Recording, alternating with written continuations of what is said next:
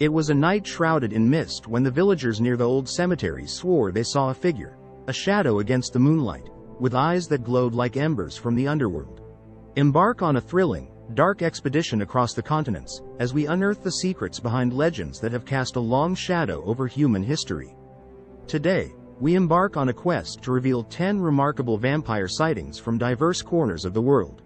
From the mist-laden Highlands of Scotland to the remote hamlets of Serbia, the lore of vampires has both terrified and captivated us. But are these merely tales, or do they hold a kernel of truth? Join us as we delve into the annals of history, explore cultural narratives, and untangle the enigmas surrounding these nocturnal creatures. Brace yourself as we venture into the realm of the undead, unearthing the most spine-chilling vampire encounters ever documented. Each tale is a crucial fragment of the puzzle, and each location is a captivating chapter in the Chronicle of the Supernatural. Let's unravel these dark narratives together. Our first tale brings us to the heart of London, to the hauntingly beautiful Highgate Cemetery. Established in the 1830s, this Victorian burial place became the center of a chilling vampire legend in the 1970s. Overgrown and eerie, the cemetery was the perfect backdrop for a tale of the supernatural. The tale began with reports from startled passersby and locals who claimed to have witnessed a towering, ominous figure lurking amidst the weathered gravestones. This apparition, with its penetrating, hypnotic red eyes that seemed to radiate in the twilight, instilled a deep sense of dread in all who crossed its path. The fear and fascination culminated in a bizarre event, a vampire hunt. On one Friday night in March 1970, a mob of would-be vampire hunters descended on the cemetery, armed with wooden stakes, crosses, and holy water, determined to confront the undead creature. The aftermath of this vampire hunt was not confined to local lore. It ignited a nationwide discourse on the role of superstition and the supernatural in contemporary society. Even in the present day, the legend of the Highgate vampire stands as a testament to the enduring influence of myth and the timeless allure of a captivating ghost story. Leaving the crowded streets of London, we journey now to the secluded countryside of Cumbria, to a small, weather-beaten farmhouse known as Cogin Grange. The scene is set in the 1800s, a time when candlelight flickered in the windows and the winds whispered secrets through the heather. One stifling summer night, with the moon casting a pale glow over the fields, a chilling incident occurred that would etch itself into the annals of vampire lore. The Cranswell family, residents of the Grange, were settling down for the night when the unimaginable happened. A creature, described as ghastly and with glowing eyes, appeared at the window of Miss Cranswell's room. With horrifying precision, the creature removed a pane of glass, reached in, and unlatched the window. Miss Cranswell, paralyzed with fear, could only watch as the creature, with its gaunt face and sunken eyes, entered her room. It approached her bed, and she felt its cold, clammy hands upon her neck as it began to bite. The legend of the vampire of Cogin Grange grew from this night. Local folklore suggests that the creature might have been a revenant, a being returned from the dead, seeking out the life force of the living. Historical references and documents from the area recount similar incidents, painting a terrifying picture of a monster that stalked the shadows of Cumbria. Though the attack left no physical scars, the psychological impact lingered.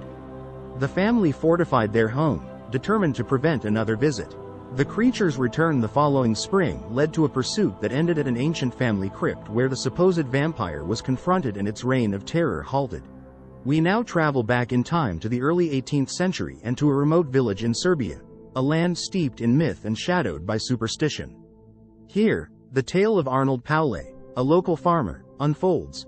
A story that gripped his community with fear and gave the world one of its most documented cases of vampire hysteria. Arnold Paole was a simple man who, after returning from war, claimed to have been plagued by a vampire. He told tales of his struggle against the creature and believed he had found peace after killing it. However, peace was short-lived. Not long after these confessions, Arnold met an untimely death, and soon after his burial, a wave of death swept through the village. Fearing the worst, the villagers recalled Arnold's tales of the undead. When death continued to cling to the village, they decided to exhume several bodies, including Arnold's, in a desperate attempt to find the source of the curse. What they found was chilling. Arnold's body was reported to be well preserved, with new nails and hair, and blood still seen at his mouth. These signs were enough for the terrified villagers to declare him a vampire. According to local custom, they drove a stake through his heart and burned the body, hoping to end the nightmare that had fallen over their village. The case of Arnold Paole did not just create a local panic, it sparked a significant interest across Europe in the phenomenon of vampires. His story was documented by government officials, studied by scholars, and became a seminal event in the understanding and fear of vampires in the 18th century.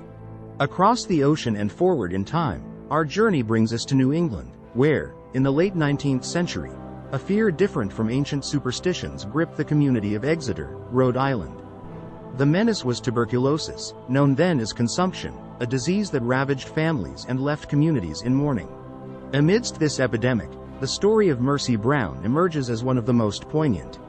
As consumption claimed her mother and siblings, Mercy herself succumbed in 1892.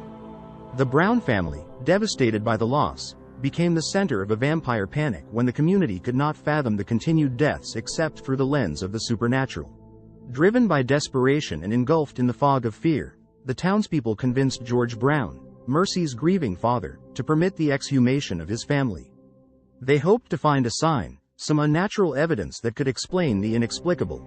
When Mercy's body was exhumed and found strangely well preserved with blood still in her heart and veins, the townsfolk took it as a sign that she was the undead culprit, feeding on the living relatives from her grave.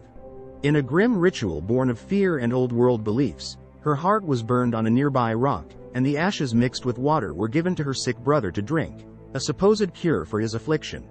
The Mercy Brown incident remains one of the most famous examples of the vampire panic in America, illustrating how deeply fear and folklore can be woven into the fabric of society, especially in times of crisis. We return to the mysterious landscapes of Serbia, this time to a small village that became the stage for a haunting tale in the early 18th century. This story centers around Peter Plogojewicz, a villager whose death was only the beginning of his legacy.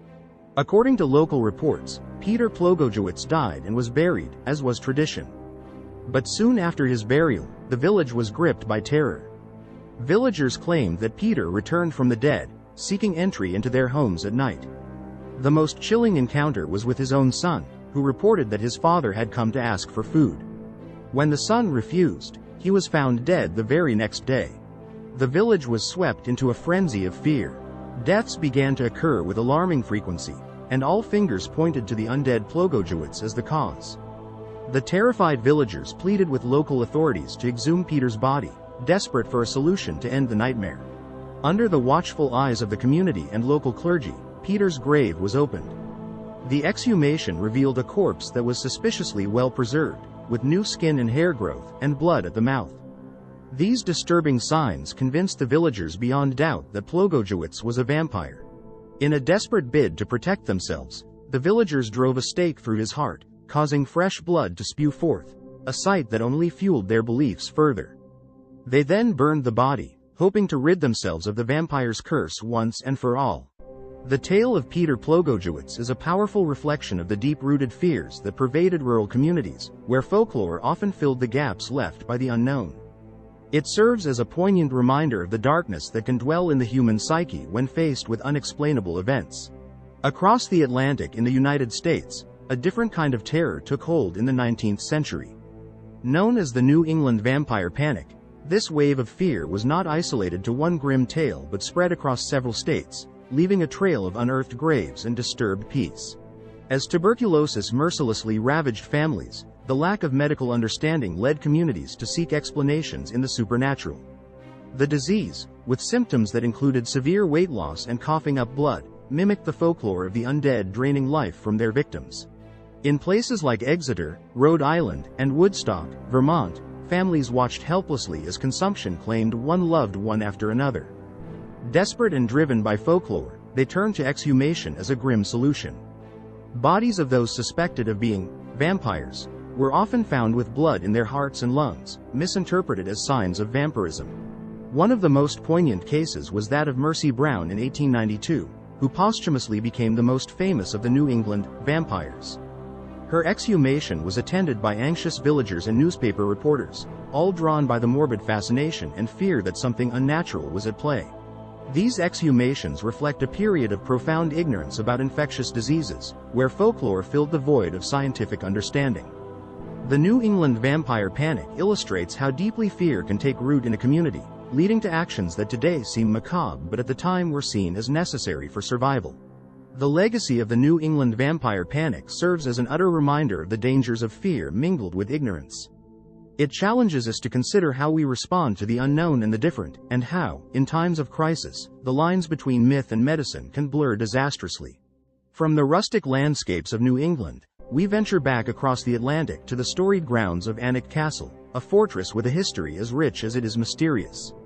This majestic castle, dating back over 900 years, has been the setting for many tales, but none quite as chilling as that of its alleged vampire. Alnwick Castle, with its grand battlements and hidden passageways, has been a strategic stronghold throughout English history.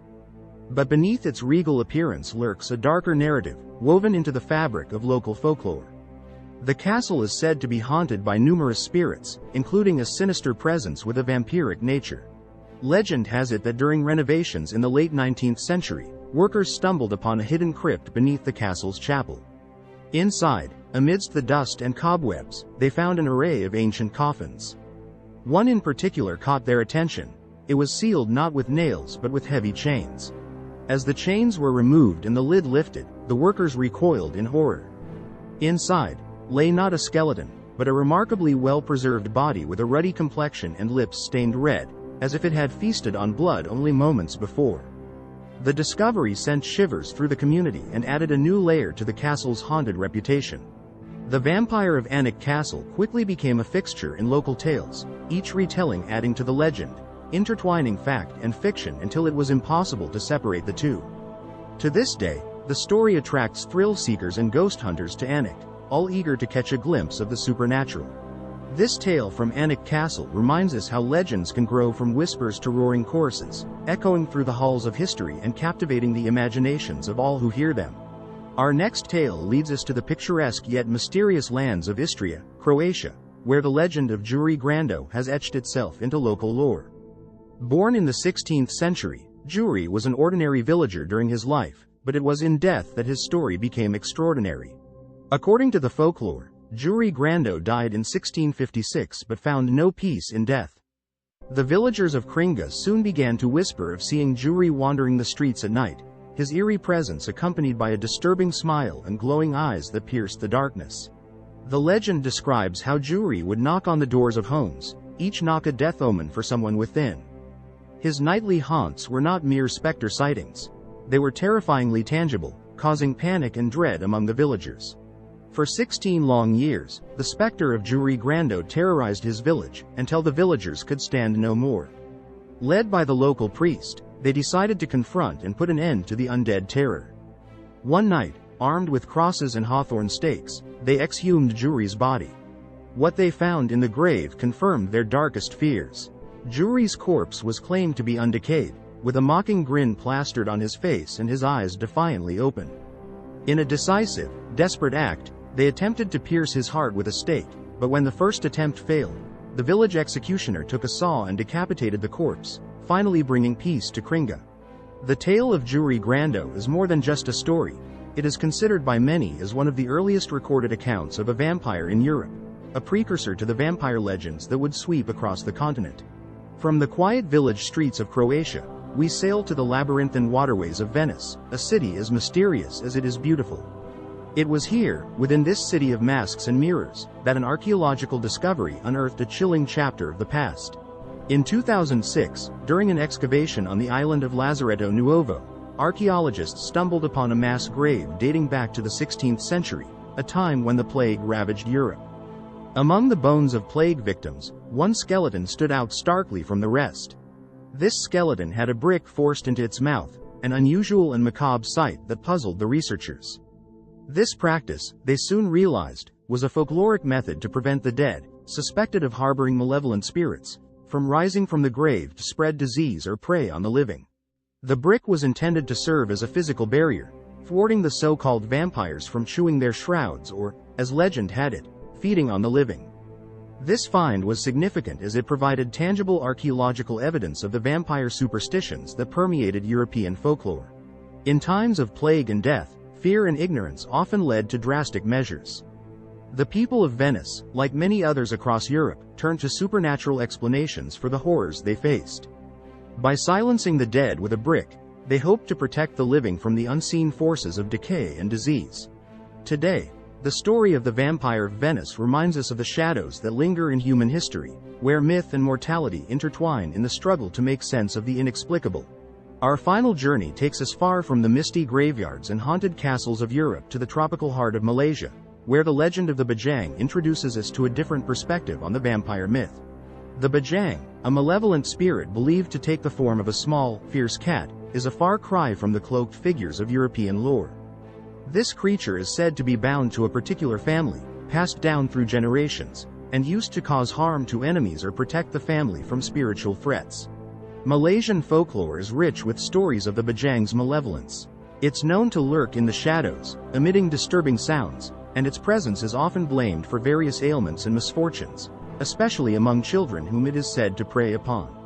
The role of the Bajang in Malaysian folklore is significant. It embodies the universal fear of the unseen and unknown, but within the unique cultural context of Southeast Asia. The tales serve as cautionary stories, teaching lessons about the dangers lurking in the spiritual world and the power of protective rituals. Unlike the vampires of the West, who are often solitary predators, the Bajang is deeply entwined with family and community life, reflecting the communal nature of Malaysian society. Its story is not just about fear, it's about the balance of power, protection, and peril within a tightly knit community. As we conclude our journey through the world of vampires and their kin, the Bajang reminds us that every culture has its demons, each reflecting the values, fears, and history of its people. These stories, whether of undead princes or malevolent spirits, connect us through our shared fascination with the dark, the deadly, and the supernatural. From the fog-laden cemeteries of England to the vibrant jungles of Malaysia, our journey through the world of vampires has revealed a fascinating array of myths and legends that span continents and cultures. Each story, while unique, shares common themes of fear, the unexplained, and the afterlife, reminding us of our universal quest to understand the mysteries of death and the supernatural. Why do so many different cultures harbor tales of creatures like vampires? Is it merely coincidence, or do these legends reveal deeper truths about our collective psyche and the universal fears that unite humanity? We invite you to join the conversation. Share your thoughts in the comments below, or tell us about any local vampire legends from your corner of the world. Your stories add to our global tapestry of myths and mysteries. If you've enjoyed this journey into the shadows, don't forget to like, subscribe to the Phantasmal Eternity channel, and click the notification bell. Stay tuned for more content exploring the eerie, the unexplained, and the mystical from history's hidden corners. Until next time, keep the legend alive.